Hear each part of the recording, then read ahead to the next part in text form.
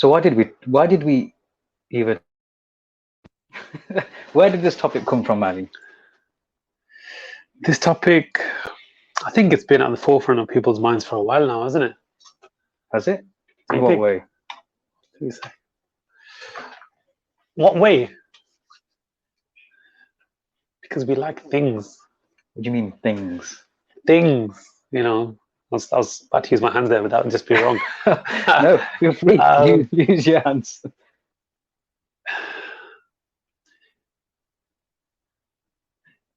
Anything and everything.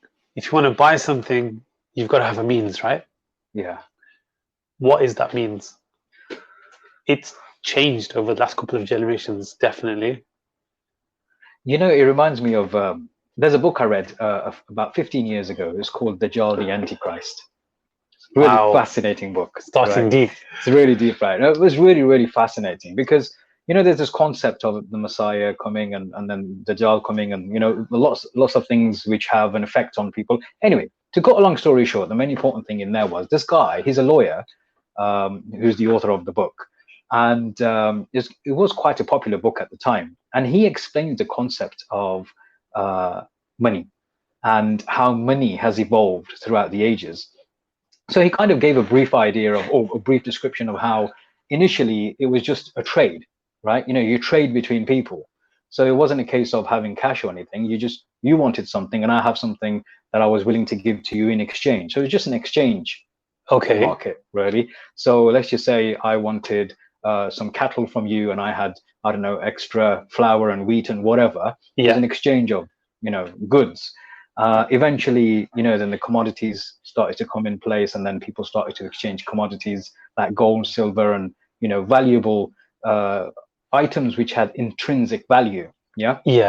So you'd exchange that in return for products, or if I wanted to buy a house from you, I'd exchange something like that. And then eventually, these things like jewelry, this is why there was this kind of thinking that people who wore jewelry, I mean, initially it was the slaves who had the higher valuable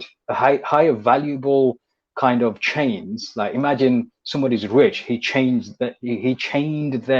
his own slaves with gold or silver chains, right? And that's how, what jewelry and stuff. Yeah. He was saying that this is how it's all evolved. And No. and nowadays when we wear, or people wear really high value jewelry, they don't realize where it's actually come from. The concept that it's actually slavery, which the elite people used to have jewelry made of gold and silver or whatever for their slaves. That makes sense because the chains, the way that they interlock and the way the design is, and a lot on their wrists, around the necks, on their ankles, anklets, and that's how. This is what he was saying. Anyway, it was fascinating. Whether it's true or not is another thing altogether. But it's fascinating just reading that.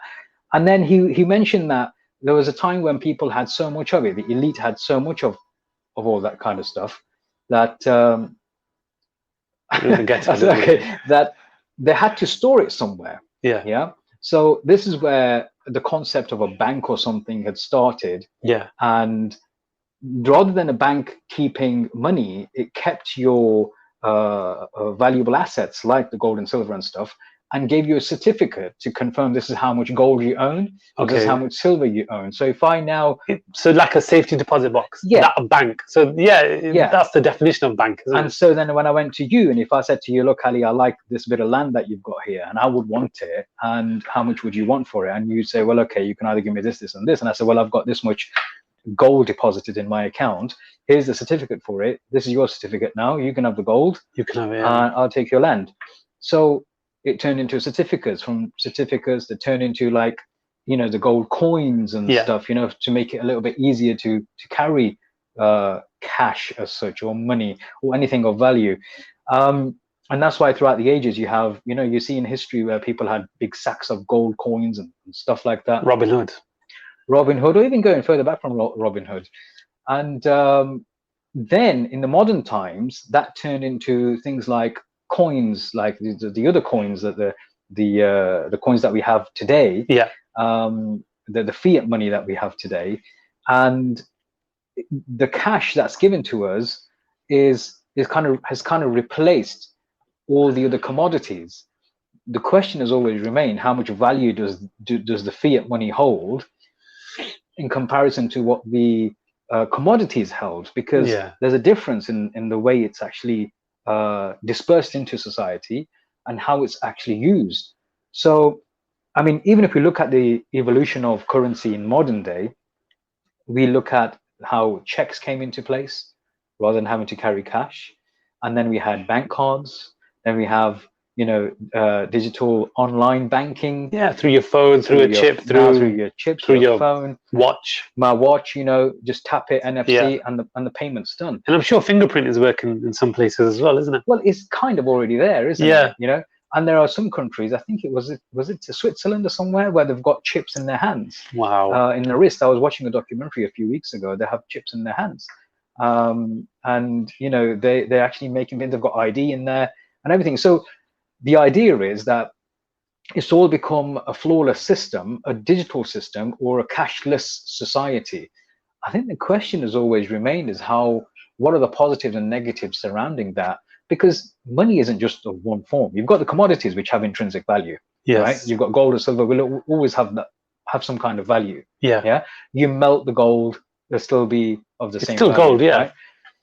Cash, on the other hand, it's more determined on the countries, the states imposing of what the value is. It depends on supply and demand. It depends on a lot of economics, and it doesn't have the same value as, if anything, some people may argue cash doesn't have any value. Printed cash, so Printed paper cash, and stuff. Yeah, which is true, because there's been instances where the Bank of England will just decide, yeah, we're going to print another £1 billion in notes today, and they can do it. They can do it. Someone's saying I used to pay by fingerprint when I was in secondary school. So that's because obviously this person's a lot younger than us. That's different. I get it. The technology is similar. My kids, but you'd have credit. You'd top up your credit, but still, but still. So that's like using. I get it. Similar sort of system. Yeah.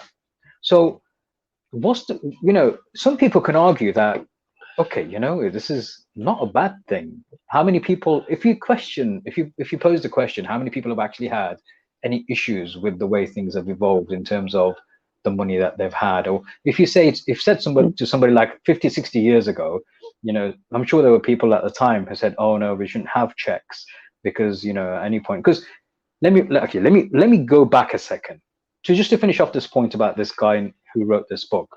His argument was, whilst currency and your wealth is being deposited digitally, there's always a risk that it may never belong to you eventually or at some point. He gave the example, what if at some point the Bank of England said, oh crap, we had some kind of a glitch in the system. Yeah. Boom. We don't know who owns what. Well, not just that, there was it Northern Rock, somebody that went into administration? It was a bank, wasn't it? And they just went into administration. They wrapped up, and it was gone. Everything was gone. Yeah. People did rush to get the money out and stuff, but it was to little avail. Which is kind of why paper is vulnerable too. I get it, but at least cash under the mattress or cash in your hand, it's there, isn't it? Yeah. Cash in the bank. Is it as safe? You see what I mean? The value is the same, but if you've got physical coins, albeit bronze or copper or whatever. Well, what are you basing that concern over? What is your concern based on? The concern is based on the bank going under, or like the Northern Rock stuff, like Northern Rock, or there be, like you said, there could be a glitch in the system. Has there ever been a situation where you can assume, okay, well, it's happened once before, it could happen again? Do we have anything to compare it by? Do we have to? Not necessarily. I'm just asking. I don't think we should wait for something to have gone wrong. Risk management. Yeah. Well, yeah, exactly. Risk management. Just because something hasn't happened just doesn't mean it can't. But I think that's where cryptocurrencies are meant to be a lot safer. Well, the way that they're mined and the way that they run. And I don't know about safer. We have somebody who's watching the show live who is well into the cryptocurrency stuff in that market. I've asked him to come on personally. Okay. He's mentioned that fiat currency and cash in the bank loses value with inflation. So okay, so if Yeah. it's dependent. It's state dependent, isn't it? It's based on, well, it's dependent on a lot of economic uncertainties. There's nothing certain about cash. There's nothing certain about Any money that you have in the account. anything really. Yeah, no, I mean, if we're talking about money, if we look at commodities, things like gold and silver and Yeah, what have you, then they still have value. they have value, and I think anything that falls short of a commodity of gold and silver is somewhat vulnerable. It's a lot of it is out of your hands for a lot of the time. The country's economy could go into meltdown. We've seen that. We've seen that numerous times.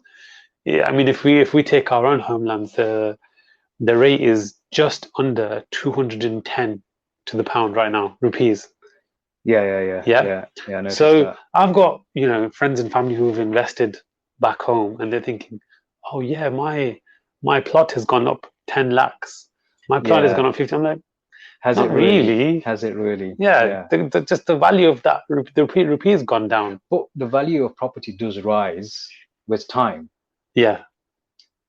more than most other forms of investment. Do you think so? I think so. Look, as a society, we are always growing, right? Okay. Population growth is it's always increasing. The growth rate is always increasing. Okay. So the supply. I think property is a bit of a lazy investment. How do you mean? Explain. It's a slow return. Well, It's- if you're not utilizing the cash, would you Yeah, rather? for that I get it. If you're sort of Yeah. semi-retired, retired, you've got a few businesses running, you've got your hands full, you're busy and you're occupied, then yeah, buy property, buy land. Makes sense. Unless you're going to use the cash or the money to, execute some kind of a business idea to make a return on that Yeah. investment. Yeah. Yeah. But Otherwise, the property is secondary, isn't it, to that? yeah. Yeah. Because obviously that's going to be dependent on a lot of things, and it is going to be time dependent as well. But when it comes to the likes of cryptocurrency, there's been loads of uncertainty around that as well, hasn't there? I mean, I don't know much about it, if I'm honest. I looked at it a while ago. We say that. We say we don't understand it, we don't know it, we don't get it. There are millions and millions of users, of crypto, largely Bitcoin. I mean, let's be honest. I think Bitcoin would be less now. Mostly Bitcoin. I think Bitcoin would be less used now in compared to other cryptocurrencies because it's so expensive. Less people will be actually using it. Okay. Would they not? For transactions, it's not used. It's not practical because the thing with cryptocurrency is it's not instant. It's not like contactless bank card. You can't go to the shop and pay with Bitcoin because by the time the outlets aren't supporting it. Yeah, by the time where they are, I've seen sites where you can pay to buy Bitcoin. But even then, it's not instant. Is it not? From what little research I've done, and I'm sure some of the listeners and viewers can tell us better, there's about a 10-minute window between it registering and because it's still got to go through some kind of exchange rate or something. You can't go into the shop, buy a pack of crisps, pay with Bitcoin and walk out. It's not as instant as traditional banks or banking. If it is, that'd be interesting. But the other thing is with Bitcoin, that the price just keeps going up and up and up and people just don't want to spend it. So then what happens?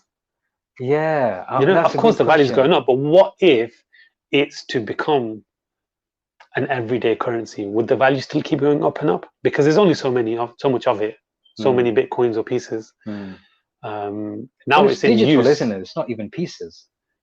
It's digital. It's not physical. I think it's in the name, isn't it? Bitcoin. Yeah. There's a mining process that takes place, from my understanding, through blockchain technology. Now, blockchain, this is a misconception that blockchain is only used for cryptocurrencies, but actually blockchain is a technology or a process which is used in business as well. It's the way things are processed in business processes as well. Businesses have kind of taken on those kind of processes to streamline the way they do things. So when it comes to blockchain, it's not, from my understanding, exclusive to cryptocurrency. But coming back to cryptocurrency, admittedly, my knowledge is very little. I mean, I don't know much about. When I did look into it, I kind of dabbled into a little bit of it to see what it's about. Invested 50, 100 quid here and there. just to see what happens with it. Which one? I can't even remember now. Because the thing is, there's so many that have come and gone. This is the problem. You've got people who will set up their own cryptocurrency. Yeah, apparently you can do your own mining and stuff. Yeah. By buying rigs, like computers and rigs, and mine your own. And there's a minefield. It's a in big, mining. It's yeah. not safe because people there's so much kind of, what do I say, Ponzi schemes, pyramid schemes, dodgy business, whatever.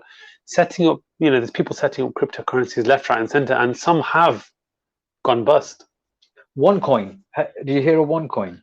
Was it OneCoin? I'm pretty sure. Rocky Mirza, was that one of his? Yeah, I think was it them? Dodgy guys, man. I think they were a part of it, or they were like representatives of it here in the UK. Okay. From what I remember, it was a lady from another country who started it or something.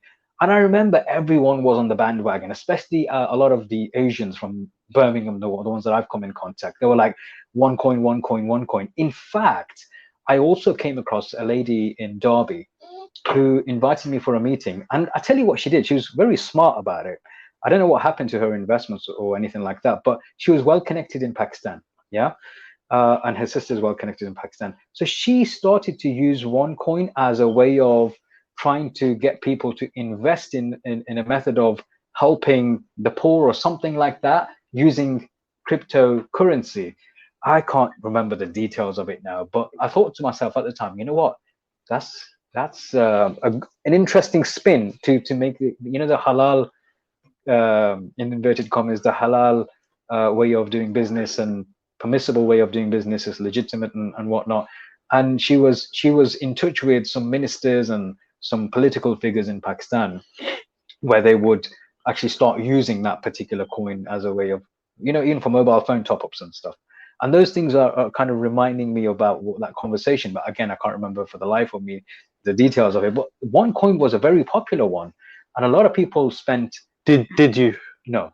Not even the dibble dabble 50 quid, no? Not in OneCoin, no. Because the people that I was in contact with, they were like, 5 grand here, 5 grand there and everything. I'm thinking, 5 grand just to dibble dabble? Nah, I'm going to wait to see. That's quite a dabble, isn't it? Yeah, that's more than a dibble. It's more than a dabble as well. You know what I mean? I'd rather dibble and dabble in other things. Yeah, I'm sure. Wow, okay. Different type of currency. So what's happened with the ones that you did? Flopped. All of them. Gone. Yeah. Did you ask questions as to explain to me what flopped means? Explain to me why it doesn't exist anymore. You know what? No, I didn't.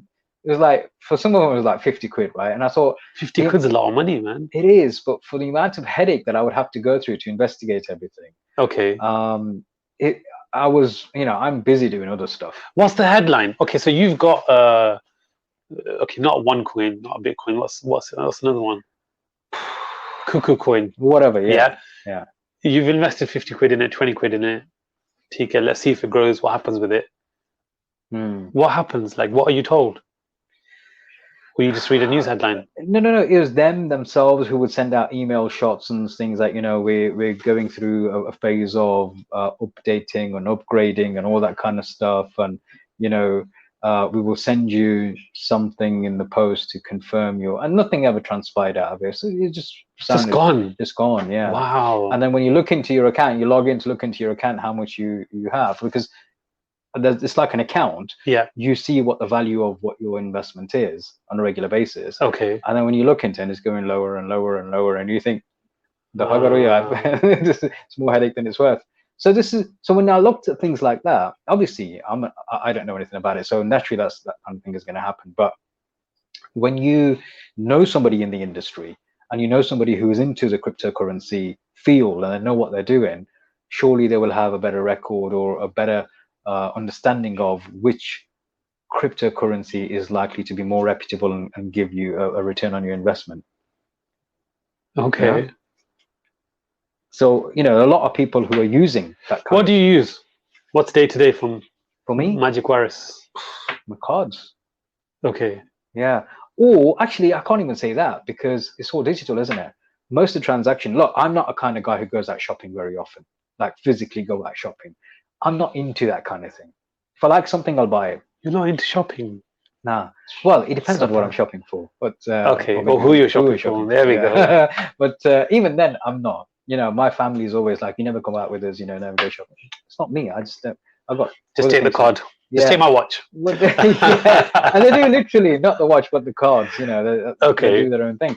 So I can't do it. I haven't got the patience. I'm the kind of guy who, if I need to buy something, I'll go out and buy it. That's it. Okay. Jobs are good and buy it, come back. And I get told off often because I end up buying stuff which is supposed to be, you know, not the right one, or, you know, I've paid over the odds for it. I could have gone somewhere else and got it cheaper. And I'm So thinking, the question now is, what's in your wallet? Bit of change and your bank cards. rarely change, rarely. Also, cash is just, Yeah, wow, okay. very rare to have. Are we have talking cash. now because of the whole No, even coronavirus before, thing, even or before then, in general? even before then. Okay. Pocket money and stuff for kids? No, As in they don't give. What do you mean? What do you mean? What's pocket money? Pocket money. I hope they're not watching. They'll Google it later. No, you know what? My kids aren't incentivized with cash. Okay. Yeah, I have different other ways of different kinds of incentives. Chocolates. No, ice cream. No, I mean, I'm There just you joking. go. But no, not just that. It's. I don't want them to feel that money is everything, and or money is. I don't want them to be incentivized by money. Okay. Personally, my personal opinion, and that's my So, thinking. would you almost say that cash is somewhat of an inconvenience for you then? Yeah, I mean, before there was a time where the local stores where I'd go to buy meat or groceries, like Yeah. in the local Asian stores, a lot of them didn't have cash machines. Now everyone's got them. Yeah, that's true. So yeah, the only time I would ever have cash, I would have to withdraw it. It's only like for ED. You know, if I give for ED, then I would give cash. Yeah? Okay. Or if I've got like nieces and nephews coming over from out of town, you know, just as a bit of a gift. Yeah. Again, I mean, between my siblings, I told them, look, I'd rather not do the cash thing. I would rather, even if you bought something from Poundland, even if it's a pound, I know there's thought that's gone into it. It's a gift. But I don't want to do this budgie system that they have in the Asian culture. He gave 10, I have to give 10 back, and all that kind of crap. We don't do that with my siblings. Okay. And I'm against it. But if on the odd chance that somebody's come around and it was a surprise, we didn't have time to go and buy them a gift, then I just, you know, drop a 10 or 20 quid or something. See, that's interesting, because now I'm thinking, and you mentioned ED or nephews, nieces, or, you know, any kind of money, celebrity money or Celebrity money? Celebratory, how do you pronounce it? Celebratory. Celebratory. Well, Okay. could be a different pronunciation. Is it the same, like tapping watches, or, you know, it's not the same, is it? Like to receive a crisp fiver. Do you remember the first fiver that you received? Man, yeah. Or the first pound coin, the shiny one? Yeah. These kids are never going to experience that. Yeah. And surely that's... Yeah, but why should they? Of course they should. Why? That's incentive. Why? Like, I only understood... What are you teaching them? I only understood the value of money when it was hard cash. when I saw money. And I'm sure a lot of people are the same. Okay, that's interesting. It's so much easier to spend when you can't physically see it. Okay. Would you agree? Do you spend more? Yeah, I mean, it's easy to just click a button and boom, bought it. Yeah. I just spent a couple of hundred yesterday. Yeah. Just because on mustache wax and no grooming products. No, not even now. I mean, but it is easy though. It's a lot easier when you're not carrying anything in your pocket. And outlets like Amazon make it that much easier. The one-click buy option or something. You know what I mean? Just one click. I've done that a few times. I've thought about buying something, and I've clicked on it, and it just says, "Well, thank you very much. It's on its way." Like, wait, whoa! Yeah, exactly. Hang on a second. At least ask me if I want to confirm. Ask me for a card detail, something. Nope, it'll be with you tomorrow. Yeah, it's a lot easier to buy something when it's digital. It's if the platforms made it easier. That's why a lot of platforms do make it easy. You know, like when you've got websites, and they say the website designers will always say, "Look, your website has to have a certain design to it." Yeah. Right?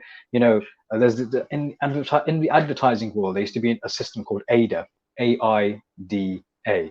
So attention, interest, desire, action. Yes. and that's evolved now. So on the website, that principle still applies to some extent, because you catch the attention, you gain interest, you spark the desire to take action, and then you actually take the action. So the website design should be formatted. Most people could use that in life, really. That's Not just the website. Wow. Attention, Yeah. build an interest, get the desire, and take action. Put a ring on it. Anyway, so yes, you have. I think we should start with desire, though. Surely that's a different version, isn't it? Well, if you don't have the attention you've not caught the attention, then where's the desire going to come from? You can't have desire unless there's a pre-attention desire. There is. In that case, then that's a different type of advertising. But okay, that's a whole different acronym. So yeah, in websites they have that model, right? So surely when you look on e-commerce platforms like Amazon, like eBay, the easier they make the process to purchase, the more you're likely to spend. If there are lots of loopholes and hurdles to cross to fulfill a transaction, you're less likely to fulfill that transaction, aren't you? Yeah. So what teaches, for example, children, who are children or young adults, just coming into the world, learning about responsibility, about value, about, appreciating things. I'll give you my example of my 5-year-old. Yeah. He says to me, Baba, I want to buy this. I'm like, Beta, I haven't got any money. Just use your card, use your bank card. Yeah. When I grow up, I'm going to have a bank card. But then I give him money. He's got a little box, he'll put £1 in it or whatever. And he says, oh, Baba, I want to buy this. I'm like, okay, cool. Give me your money. And then he'll hold his money and he'll be like, no, I don't really want it. Okay. Do you see what I mean? Okay. And I think for the next generation, are they going to have that? Are they going to have that same? That's a good question, because I think, I understand where you're coming from, and I don't think there's going to be anything that can replace that experience. That's the thing. Digitally, you won't be able to. Yeah. Otherwise, you're just seeing numbers, and numbers don't mean anything. Yeah. There's a rule in sales that possession is 8/10 of a sale. When you've given somebody, if I'm selling you this phone and I say, "Hey Ali, have a look at this," right? And you grab that phone and you looked at it and you're checking little functions out, and then I grab it back off you, semi-forcefully. Okay. Without without you voluntarily giving it back, you're going to automatically have this urge to get it back. So in sales, possession is important. Psychologically, physical possession has a lot of effects on people when they're either parting from something or gaining something. And I don't think, you're right, I don't think anything will replace that feeling of having physical possession of money, cash in your hands, and then budgeting for it. I think in some way, shape or form, something or another, I would agree, needs to remain for that to be assisted in terms of educational process for children. Again, when it comes to the digital methods of moving forward, like kids are spending money at school right now on their dinner and lunch money. They have an account, we top it up, and they stick their thumbprints on it, on that machine, to buy what they want. For them, it's not actually cash. It's almost like credits. Yes. They play with credits on games all the time. And have you noticed, I don't know about your kids, mine are like, we want to buy certain skins on Fortnite and whatnot. To them, it means nothing. It means nothing. It's only this much. The other day, my son was like, "Oh, we just come back from." My little daughter says, "Are you going to Majid Waris?" She thinks my workplace is called Majid Waris, right? You just come back from Majid Waris. Yeah. And my son is like, I think he's 8, the 8-year-old, and he was like, "So did they pay you for it? How much did they pay you? £5,000?" Like, already they've got some concept in their mind. To say they paid you in skins. Yeah, exactly. Well, for them, if they think about how much coins they're earning from certain games, right, and that's all digital, they're relating real money to earning coins in games and how long that may have taken, or what kind of struggle they will have had to go through to get those coins. Do you see where I'm coming from? They're likening the real world to the digital world. And this is why there needs to be obviously a balance between how much time they spend on games and stuff, and how much real life stuff is, and how much things cost. I'm blessed because most of my kids are like really sensible with them. I mean, yes, they do get cash, obviously, and they, especially when my sisters or my siblings give them or relatives give them cash, it's their cash. Yeah. It's you manage it. Wow. Yeah, we don't take it. Man, You that was manage it. different in our generation, man. Yeah. Did you grow up the same? As in, your Eid money was your Eid money? Eid money, yeah, but not It the other didn't go money. down like that in our house. You go to some relative's house and somebody gives, like they do the little fighting struggle thing, like Yeah. ਉਹ ਨਹੀਂ ਲੈ ਲਓ ਨਹੀਂ ਬੋਜ਼ਾ ਦਿਨ ਤੁਸੀਂ ਰਹਿਣ ਦਿਓ ਲੈ ਲਓ ਨਹੀਂ ਲੈ ਲਓ ਨਾ ਕੋਈ ਮੈਂ ਤੁਹਾਨੂੰ ਦੇ ਲੱਗਿਆ ਬੱਚੇ ਨੂੰ ਦੇ ਤੇਰਾ ਨਹੀਂ Yeah. like they'll give the cash and they'll shove it down you, right, just as a thing. Yeah. And then on the way back your mom will be like Let me look after that for you. yeah so you it was never really yours. Kids these days, man, they've got it good, I'm telling you. Yeah, man. I know my kids get to budget themselves. I think it's that exact reason that will leave a lot of them vulnerable somewhat in terms of managing their finances, in terms of being able to understand and fully kind of comprehend what they're doing. I think there are pros and cons. You've got something physical, you've got cash in your hand. Yeah. You go out to the shop, yes, and you actually buy physical goods. You buy whatever is the groceries or meat and whatever it is, or you need to buy. You are physically parting with cash, in exchange for a product. You see a value in that. Yes. You can get an idea of what this £5 means, what it gets you. But when you don't see that kind of thing, and you don't experience that, it's all on a card. You don't actually physically get to see anything. All you've done is touch the card on a contactless machine in exchange for something. I go to the shop with any of my kids and they want to buy something. All you've got to do is put that plastic out. Yeah. It's as simple as that for them. They think it's unlimited. Well, they do, don't they? Yeah. They think it's unlimited. So I said to my son, I said, what are you going to do when you're older? Because I'm going to drive a car and I'm going to have a bank card. That video, I saw that. Yeah. This is that's plan, isn't it? It reminds me of when I was, the Saudis have a kafala system, right? In Arab worlds, you have to have a guardian to sponsor anyone from out of the country, like expats. You have to have sponsorship. Okay. So these sponsors, if you're a Saudi national, you can be a sponsor. You can't be a sponsor otherwise. Okay. Yeah. Saudi nationals or Arab nationals in in that region can sponsor the employees from other country, expats. So they have to pay. If I'm going to another country to work on a sponsorship visa, then I have to pay my sponsor. Okay. Yeah, they're called kafils, right? Now, I've come across that term. Yeah, before. so there's kafil is just generally an Arabic word for guardian. Yeah. Okay. So they are technically your guardians. Now, in the Arab world, if you are a kafil for many people, you're just getting money in for providing sponsorships. Legally or technically, you're their guardian, but you don't do jack diddly. Yeah, you don't, right? Yeah. So there was a running joke among some of my Saudi friends, like, when I asked my kid what he wants to be when he grows up, and he goes, I want to be a kafil. Do you know what I mean? It's free money. Like, you don't really need to do anything. So it's the same kind of exactly that. It's exactly that, isn't it? You grow up, you don't have the right education or experience, and I think experience is really, really important. So when it comes to all that kind of thing, it's quite disturbing actually. It's not easy to understand at times, but it's quite worrying. We should have the right to choose, right? To choose what? What we want to hold. Yeah. Do we want money? Do we want bank cards? Do we want crypto? Do we want, how we want to do it, how we want to spend it? Can you see a time, well, now more than ever, because there's a bit of a catapult for it, but a time where they say, look, we don't need banks. Yeah, we don't need banks. No more money. Everyone's going to have a chip in their thumb. What's that? Is it Metro Bank? Metro Bank, okay. Yeah, there's a Metro Bank, isn't it? It's all online. Everything's online. They don't have actually physical branches. They've got a physical bank, because I drive past it in Slough all the time. Okay. But not very many. Okay. Not very many. So... Oh, are you thinking of like Monzo and these kind of banks? Starling. I think so. I think that's what I'm referring to. Because I've always used the traditional banks. I think it's Monzo, isn't it? Okay, yeah. It might have been Metro. I can't remember. Maybe someone can correct us.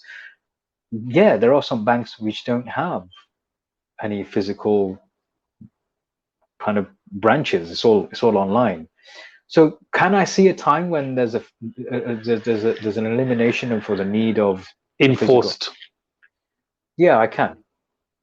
Do I agree with it? Do I think it's a good thing? I don't know. I don't know.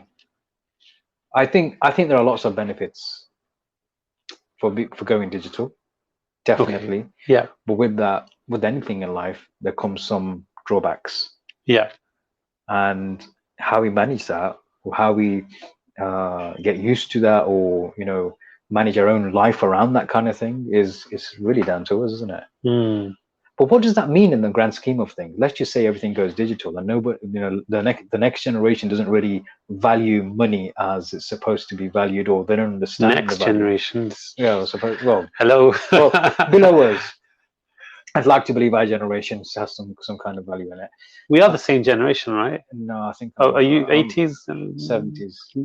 Okay. Just at the end of 70s, yeah. Okay. But so yeah, it's there's a different mindset. There's a different mindset of how people would manage their finances if they've never experienced holding cash. Definitely, I agree. I think that's an issue. One, I don't like the idea of it being enforced upon us. To be fair, I'd go back to gold and silver if there was a way. Anything that's actually tangible. Commodities are great. If I could swap a goat for something. Not that I have a goat. I wish I had a goat. I don't have a goat. Disclaimer. But that's ideal. You are goat. There we go. You are Thank you. goat.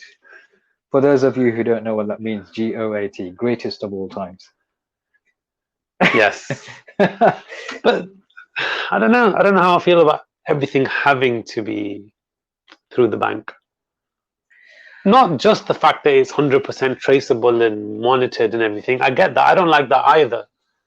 But just the fact that that can come back to the same conversation we were having last week about cybersecurity. Yeah. When people can say, "So what if the government or anybody knows everything that I'm doing? I've got nothing to hide." And it is that same conversation. Yeah. It's not that I've got anything to hide. I just don't want to share every single detail with you. I don't see why I should have to. Yeah. For as long as there is cash and other stuff, great. If you choose to bank because it's more convenient, or if you choose to use your watch or Apple Pay or whatever, great. But if you want to nip to the shop and buy some sweets, or if you want to, like buskers or beggars or whatever, if you just want to drop something in their box, I'm sure there'll be a time when they'll all have NFC payment terminals and stuff, and you just go ding. Everybody. Funny you mentioned that. I've actually seen a couple of videos in India where they carry a card terminal. There's traffic lights and the guy goes. I don't know how real or true it is, but it's not far off, is it? It's not far off. Okay, so cashless society, pros and cons, yeah? I think for someone like me, I'm just speaking out of personal views here. I don't give cash or money, generally wealth, that much importance in life, and in comparison to my friends maybe, or some other people, if it comes, it comes. If it doesn't, it doesn't. I know people who work solid hard so they can increase that figure in the bank balance, or they're after the next big house or the next car and stuff like that. For me, I've never paid that much attention to kind of that. I mean, that's different though, isn't it? That's where we're going. So for me, based on that, for me, I probably don't have as many concerns as a lot of other people do. So you had a similar kind of view when it came to food. Yeah, I don't have a favorite food. Cybersecurity, Big Brother. When it comes to money, you're quite, and I think most people do think like that. You're in that majority category where people are like, I haven't really got anything to hide. I'm not bothered. No, I'm not saying that. What I'm saying is, I'm not concerned about some things which other people are, because it doesn't mean much to me. I don't give it much importance. Yeah. Like money is something that's on a lot of people's minds for wealth generation. creation and accumulation and all that kind of thing. And alhamdulillah, whilst I'm blessed in loads of ways, it's not something that I yeah, loads of ways including that. It's not something that I it's not something, if you got it, so I'm not gonna flaunt it's a family show. I'm not gonna oh goodness Okay. me, my glasses are So, falling off as well. Making me feel, right. Okay. You know what I mean. Yeah, I get it. Cryptocurrency. Yes, cryptocurrency. It can dissolve, it can disappear. I think Bitcoin probably wouldn't, but that's only because there'd be a lot more pressure on them, wouldn't there? And it's up and running, isn't it? It's got a track record. But the fact is, it can. Yeah, you know what? It's the impact it has on other things as well. So, for example, Anta says enterprise want to go digital to remove banks, solicitors, accountants, as going digital comes with KYC and smart contracts. And privacy blockchain allows people to transact without the need of government and banks being involved. Okay. So, In English? yeah, good question. I don't know what KYC means. And yeah, smart contracts, obviously, when you've got blockchain technology, there are smart agreements in place which it eliminates the need for having legal kind of solicitors to draft out contracts and stuff if you understand what you're doing. Okay. And it eliminates, even if you've got, if you've got AI working in the background and you've done all the right things in the blockchain process, you don't need an accountant because your software will work out everything for you in terms of your tax and stuff. I'll tell you one issue though. Mm-hmm.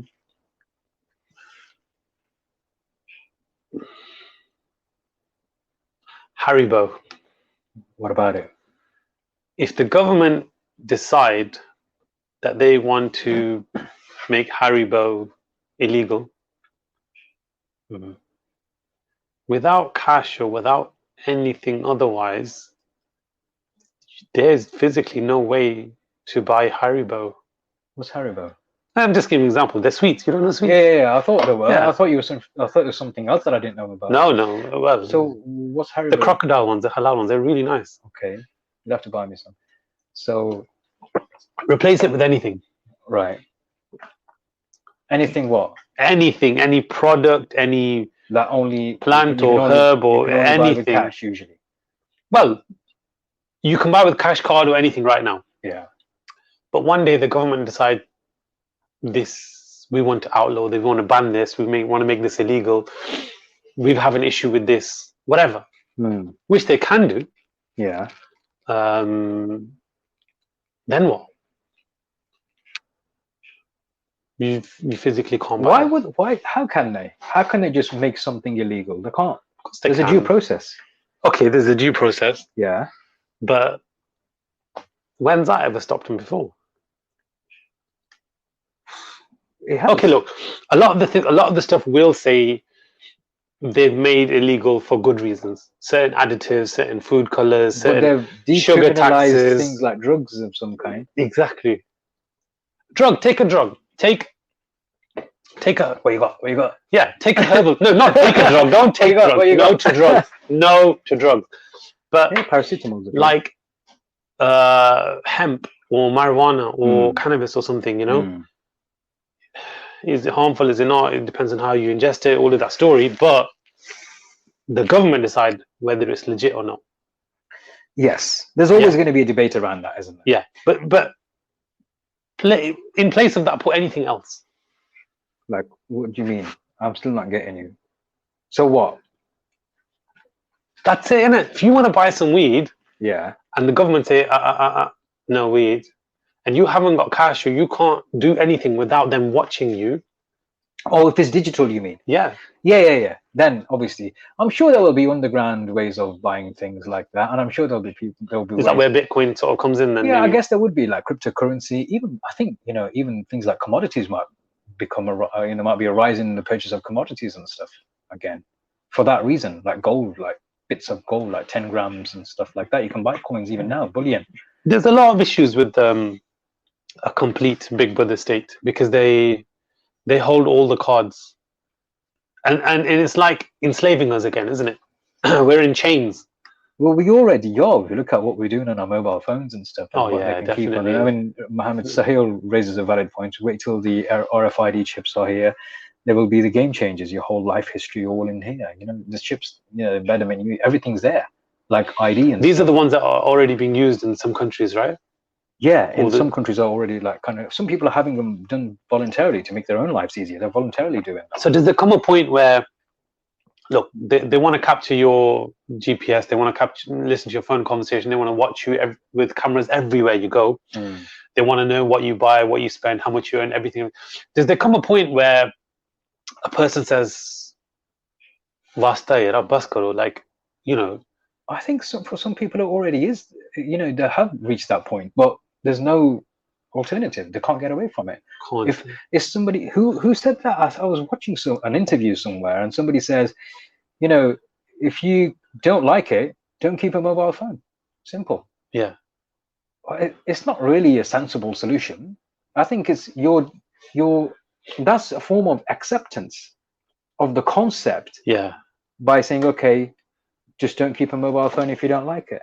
I think maybe that's the problem, is that there's so little alternative going to be offered up if it's 1% of people, or not even 1% of people, that take some kind of objection. Until we're united on that front. Yeah, and I don't think we're going to get a united front on anything like this. You'll always get people on both sides of the camp. I mean, look, someone's saying that I'm not saying to open up a bank account only can take 2 minutes. You just take a selfie for your checks. Oh, that's what the KYC checks are. The personal basic information like name, address, date, and birth and stuff. Upload your passport, driving license and stuff, and you got a bank account. Back in the day, you'd have to visit the bank and You have, pay but some then, money into it. yeah, you have until they decide that they've seen some irregular activity and they freeze all your money. Yes. And sometimes I do regular checks. My business account, I get not regular, but once every few years, I'd get a form to fill in just to confirm details of certain things. And if I don't, they'll restrict things. Well, there's this charity who the HSBC closed out accounts with a lot of money in there. There was a charity, they closed their accounts, and there was no irregular activity. Yeah, that's the thing, though. The definition of irregular is their own. Yeah, and they can take as long as they want on this investigation. Yes, exactly. And these were a charity helping a politically disputed area. So there was always this question around, hang on, why is it really just? I don't know if it's Interpol, but I can't remember which one it was, but I remember there was a charity, and then I remember the discussion being that, you know what, it's not because of irregularities, it's because of political reasons that the bankers and their allegiances, loyalties lie elsewhere. That can happen, and that does leave us very vulnerable. I don't think anything should really be based on that alone. When your money can be frozen, yes, your assets can be frozen. Look, it's not just money, is it? Yeah, everything you own can be frozen by the state. Yes, your house, your car, whatever you own. Yeah, your business, everything can be frozen just like that. The only thing that can't is if you've got commodities with intrinsic value of their own. You've got gold coins or biscuits or anything like that you've invested in. You've kept it in a safe place. That's your Dubai trips kicking in, isn't it? Gold biscuits, gold bars. My sister's a goldsmith as well, so it's regular topic of conversation. So yeah, unless you got them, you're never really going to be. It would have the freedom to be in control of what you own. So if you think about it, unless you've got something physical and tangible, what do you have that's guaranteed yours? Unless you've got, no, nothing. If it isn't physical and tangible, then is there any guarantee? Not really. Yeah. And even if you've paid for something, look at these politicians that were caught, like Nawaz Sharif and them lot, for fraudulent stuff going on. Alleged, isn't it? Because he's still chilling. All their assets in London were frozen. I don't know what's happened to them now, but they were frozen. for quite a long time. And I don't think there would be a mortgage or anything on any of them. But even when you've got something freehold, Yeah. is it even yours? A freehold property isn't even yours. I think there's it's classed as like Well, the land still belongs to the Queen in this country, yeah, exactly, regardless. exactly. And she can claim it anytime she wants, any Well, piece I of think land. it's 999 years or something. Yeah. Lease of some kind, even when you own your own property, it's not actually yours. Yeah, it's never yours, yeah. Amazing, isn't it? But the goat would be mine, right? You can have the goat. Okay. Yeah. Peer bakriyan. I'm alright with that. So it's an interesting it's an interesting state of affairs. I'm sure people will have concerns, but I think most people don't even think about it. Most people will just go with the flow. Look at the. That's the problem, Maj. Yeah. You shouldn't just go with the flow because that 1 degree turn hasn't yet affected you. You see what I mean? Mm. But we do, isn't it? It's human nature. This phone listens to everything that I say, Yeah. whether I want it to or not. Yeah. And I know it does. And the camera can be accessed and be recorded. Did you see a clip of Mark Zuckerberg? He had a laptop in the background and he had a piece of tape over the webcam. Yes. Yes. Do you see what I mean? Yeah. But what do we do with that information? Nothing. We'll Mm. still do that. Then we'll go to digital currencies and online and chips and stuff. Nothing. And then something else. Then nothing. Then they want to watch us this. And then they want to. Soon they'll be watching us sleep. Wow. So Amna says a lot of people don't even realize that if you have more than £85,000 in one account and that bank goes bust, the FSCS only protects you up to 85K, 85K, yeah. and the rest you won't get back. Yeah, you won't get back.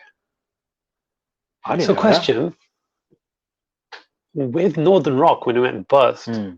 people lost out whatever was in there. Mm. Or did they get back up to 85K? I have no idea. Interesting.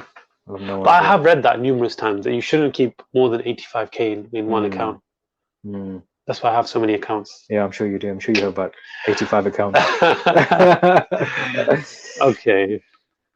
So yeah, it's definitely a thought-provoking situation, especially with this blockchain technology and how far that's come now, where it's likely to go, what the privacy things are surrounding it. Anta says privacy blockchain will have a huge demand in the future as it goes against everything that the system wants controlled, until the government comes up with their own cryptocurrency, which they're already working on, aren't they? I can't remember if it was the UK or the US government, but they're already they're pissed off with Bitcoin. That's like Benson and Hedges wanting to go into the vaping market.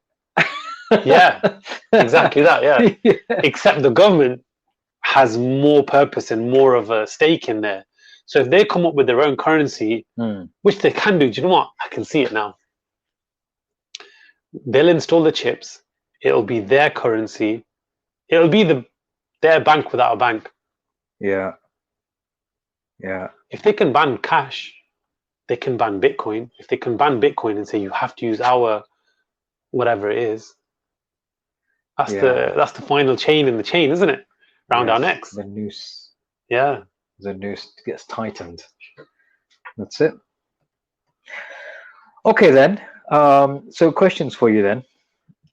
Is cash still king? Yes. It is? Okay. I would say it is. Based on your justification for that? Cash is the best thing going for us. Obviously gold and silver, but that was so far beyond our time where we can't even discuss that. Cash you can physically hold and it can't disappear. It's not going to disappear from it reminds me of all these discussions taking place about a lot of these countries which have been involved in needing democracy. Have been countries who wanted to change their international trading from fiat money to gold. Yeah. Saddam Hussein. Libya was another one, wasn't it? Gaddafi was a clever man. Yeah. But the way he's portrayed here in the media made him look like an idiot. Mm. You know, Another discussion for another day. Do we spend more when using digital payments? Yeah, definitely. definitely. It's that one-click nonsense, isn't it? Grab your wallet. What's in your wallet? Not a lot. Cobwebs. I prefer. I'm a cash kind of guy. You're a cash. Got a bank card. Yeah. But cash is just so much easier for me, and it's so much easier for a lot of the people that I may deal with. Okay. And to me, it's harder to part with. So I just feel You think twice before spending it. Yeah, I think so. And when I give somebody cash, Feels good. on both sides. Yeah. Okay. So what does a cashless society mean? Trouble. Okay. Will we even need high street banks soon, in your opinion? Yasser says we don't. We won't. Actually, he mentioned something. Will we want them? Always, yes, I think so. Will we need them? It's only a matter of time before the powers that be decide. Physical high street banks days are numbered. Even if you go into one now, you will see the actual counter service is only open a few hours and self-service machines are available all the time. In fact, there's a new system where you can deposit checks from home somehow. I think you take pictures or whatever. But yeah, they must do something. Okay. Cryptocurrency, real or phantom? Jury's out on that one. I still have a lot of questions around uncertainties. I mean, and you're someone that's delved into them, and you still have your reservations. Yeah, I mean, I can possibly see the practical use of them in the future. Right now, I don't think so. I don't know how long. I think there's still a long time before cryptocurrency itself as a currency will be accepted for, you know, as the normal way to pay things. Yeah. Pay for things. I think it's an additional way. It can become an additional way with time. But can it become the normal way? Again, like you said, if it becomes a state-imposed way of doing things, then possibly. But right now, the jury's still out. Are we vulnerable without a tangible currency? Very much. Yeah. So. I think we're already vulnerable. Yeah, of course we are. In a lot of ways. Of course we are. And I think this will just be the final tightening of the noose. If yeah. Cool. Now, talking about cash, you got cash, yeah? Are you going to pay me cash when I do your risk assessment, by the way? Cash is king. Tika. So do I have to give mates rates? We haven't touched upon that really. Of course you do. Isn't that the... No, you're supposed the to whole ethics of it? Are you not supposed to be supporting your local businesses and your friends' businesses and not always ask for mate rates? I have some interesting news on that. Go on. I'm not a fan of mates rates. Alhamdulillah. Wait. I'm glad you said that. We've got witnesses. They're watching this. We've got witnesses. No, so that's a whole different topic. It's interesting because you should want well for your friends and family, of course. And mates rates doesn't mean doing your mate over or leaving him out of pocket. Yeah. Or does it? What is mates rates? What is mates rates? I tell you what. Why don't we discuss that at the next show? We've come to the end of this one. So next week. Okay, cool. Mates rates. How does it work? What are mates rates? How the mate works for free. Forget that. Guys, thanks for tuning in. See you next week.